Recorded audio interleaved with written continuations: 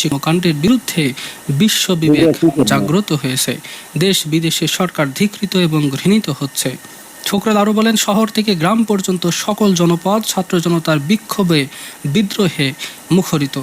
সমগ্র দেশের গণতন্ত্রকামী মানুষ, সুশীল সমাজ, শিক্ষক, অভিভাবক, সাংবাদিক, আইনজীবী, লেখক, শিল্পী, সাহিত্যিক, শ্রমজীবী সকল মানুষ, ধর্ম, বর্ণ, দলমত নির্বিশেষে সকল শ্রেণী পেশার মানুষ স্বৈরাচারী সরকারের বিরুদ্ধে ছাত্র জনতার আন্দোলনে সমর্থন দিয়ে সামিল হয়ে গণজাগরণের সৃষ্টি করেছে।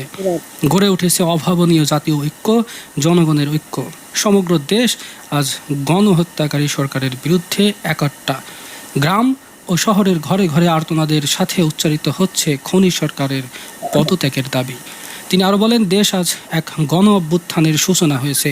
ছাত্রদের বৈষম্য বিরোধী আন্দোলনে সাঈদ, মুগ্ধ সহ শত নিরীহ ছাত্র শিশু জনতার রক্তে অবৈধ শাসক গোষ্ঠীর হাত আজ রঞ্জিত হয়েছে। জনগণ এই ভয়াবহ গণহত্যার প্রতিবাদে রাস্তায় বেরিয়ে এসেছে।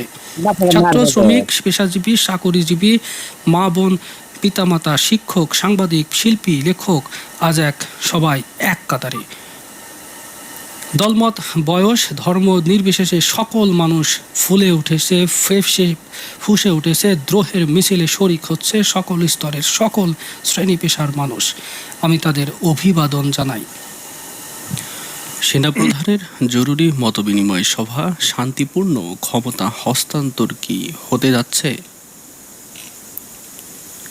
কর্মকর্তাদের সঙ্গে জরুরি সভায় সরকারের ক্ষমতা হস্তান্তর নিয়ে কথা বলেছেন বাংলাদেশের সেনাবাহিনীর প্রধান জেনারেল ওয়াকারুজ্জামান।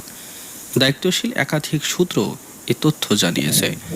শনিবার দুপুরে ঢাকা সেনানিবাসের সেনা প্রাঙ্গণে ঢাকা, মিরপুর ও সাভারে কর্মরত সকল কর্মকর্তাদের সঙ্গে মতবিনিময় করেন তিনি।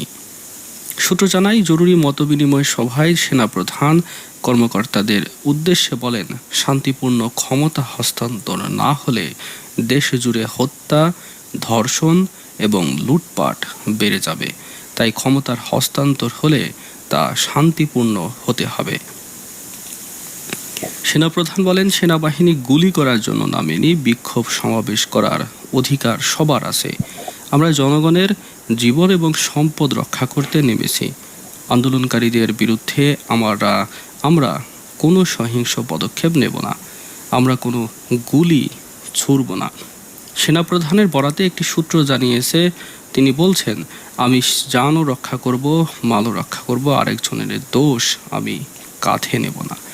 জেনারেল ওয়াকারুজ্জামান বর্তমান পরিস্থিতিতে তৈরির জন্য পুলিশের বাহিনীকেই দায়ী করেন। সূত্র জানায়, সভায় এক কর্মকর্তা প্রশ্ন করেন, সেনাবাহিনীর গাড়ি পুড়িয়ে দেওয়া হয়েছে, এমনটি কিভাবে মানা সম্ভব? জবাবে সেনাপ্রধান বলেন, অনেক বিক্ষোভকারী গুলিতে নিহত হয়েছে। এরকম পরিস্থিতিতে এমন ঘটতেই পারে।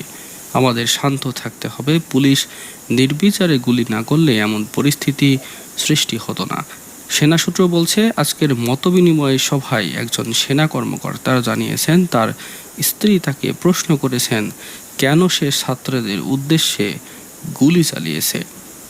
পরে এ নিয়ে কিছু আলোচনা হয়। বৈঠকে এরই মধ্যে শেষ হয়েছে সেনাপ্রধানের গণভবনে যাওয়ার কথা। সেখানে সার্বিক বিষয়ে আলোচনা হবে বলে সূত্র জানিয়েছে।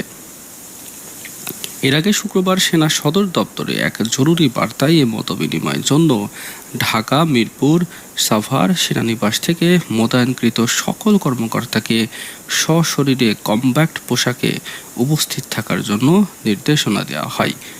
ঢাকা ও সাভার সেনানিবাসের বাইরে অন্যান্য সকল এরিয়া, ফরমেশন ও স্টেশনের কর্মকর্তাদের অনলাইনের মাধ্যমে এই মতবিনিময় সভায় অংশগ্রহণ করা হয়।